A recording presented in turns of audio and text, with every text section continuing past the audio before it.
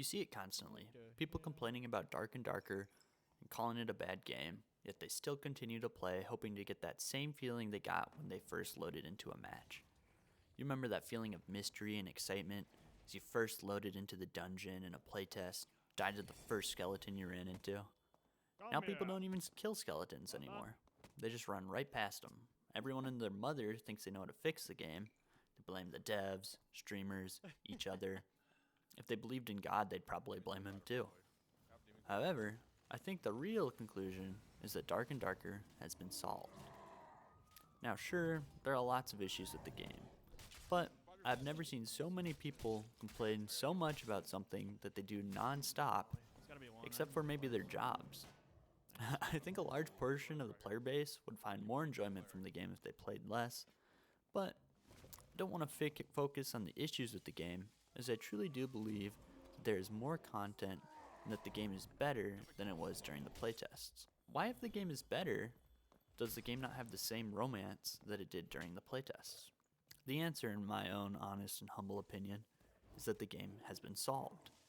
Yep, just like a math problem, the player base has solved the game. And I throw another case on the old solved it pile. Now, this isn't necessarily a bad thing. Lots of games have been solved that still get played a lot and have thriving fan bases. For example, every single player game gets solved. Dark Souls. You play through the game, you beat every boss, you solve the game. A lot of people will only play through it once, and many won't even complete the game even though they've kind of figured everything out. They can complete the game, they just don't. Now, of course, a lot of people will go back and play those games still. And some cycles will attempt speedruns, but they don't play it every single day for hours. Of course, there are exceptions, but straw man or whatever the fuck the logical fallacy that is, But a lot of the excitement for that game and the player base that it had at release isn't there anymore because it's been solved. Or, in other words, the game has been beat. Now, this doesn't mean the game is bad. Like I said, nobody thinks Dark Souls is a bad game, even though lots of people have beat the game. But it does mean people won't play it as much. And the thrill of playing for the first time and the excitement around the game is no longer the same.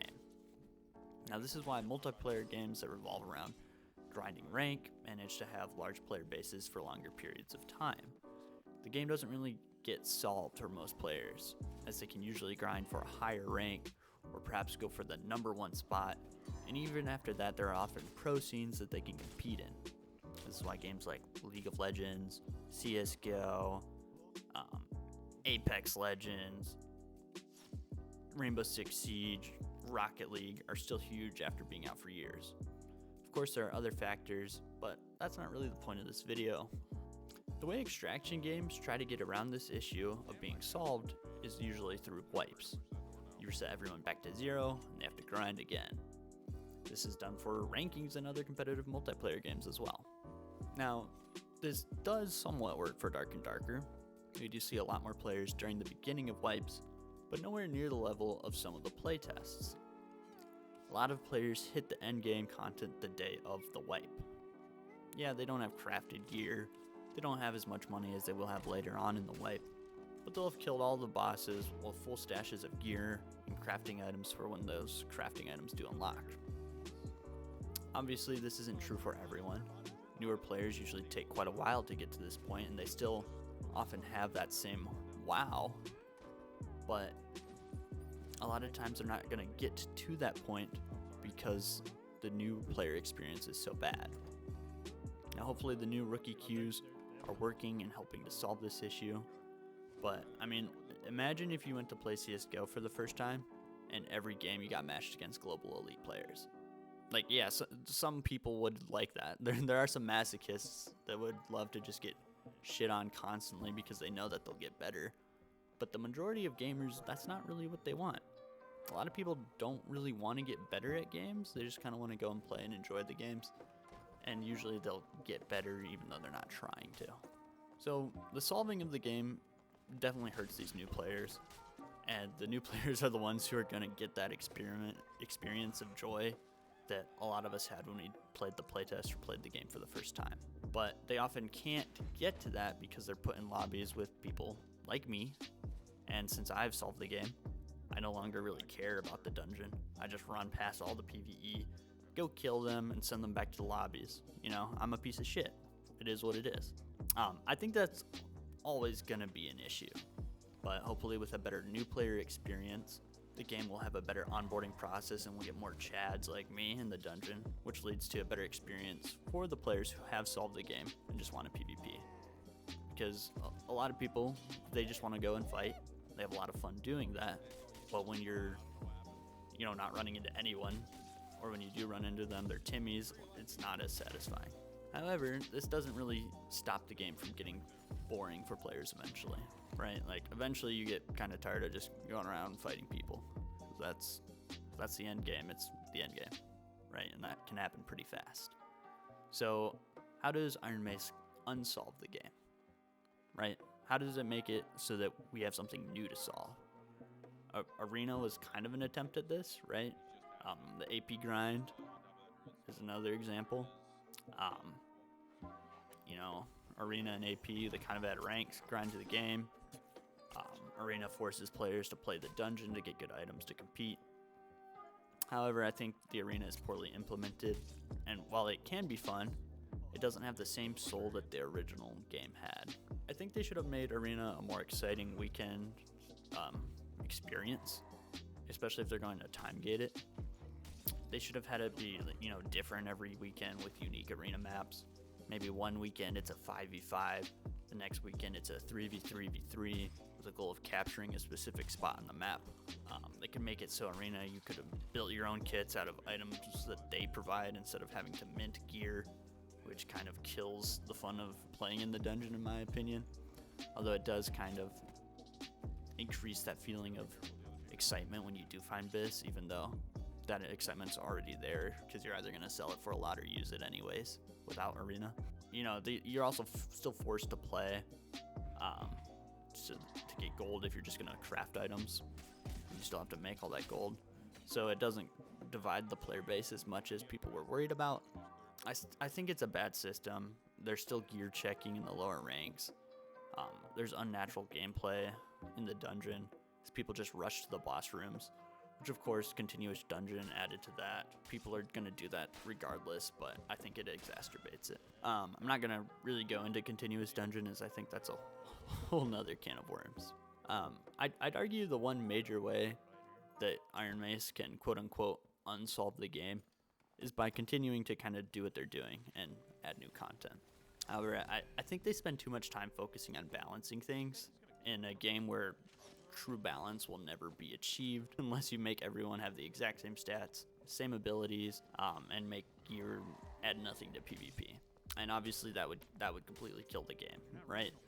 Grinding for gear is kind of what makes the current game loop anyways.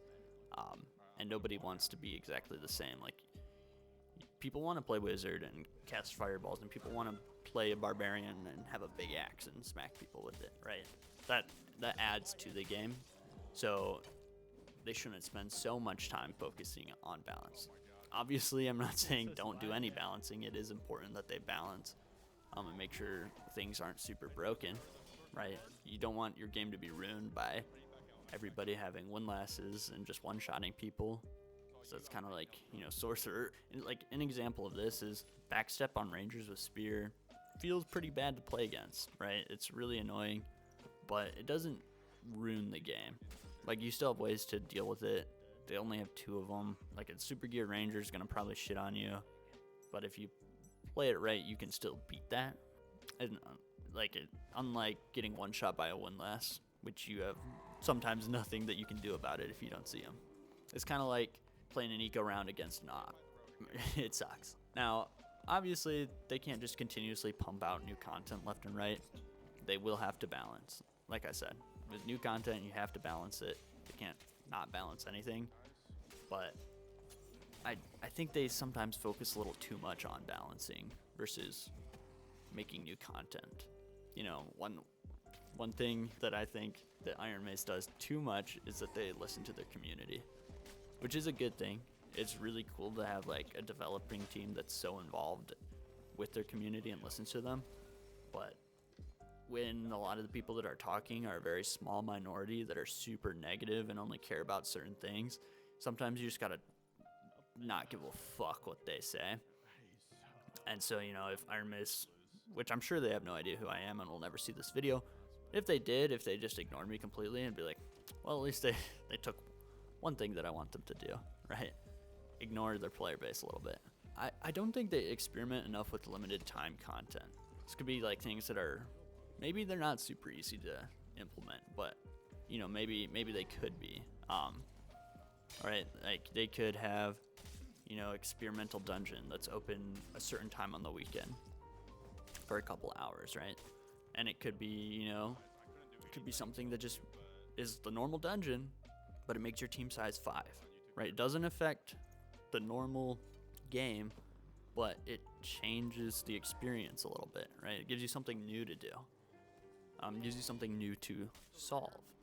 It could be giant raids that put you in a team of 20, and with like a crazy map, and you got to go kill a crazy boss, right? Lots of people have given that idea. I'm sure that adds, you know, more dev time for something like that versus just increasing the player team size. You know, maybe that's really difficult to actually do. Doesn't seem like it would be, and they've added duos and solos, so they can obviously decrease the team size. So I don't see how, you know, adding 1 or 2 more could be that big of an issue. It could be something like an arena map where it's a 10v10. It could be so simple as just trips where all the torches are turned off and can't be turned back on.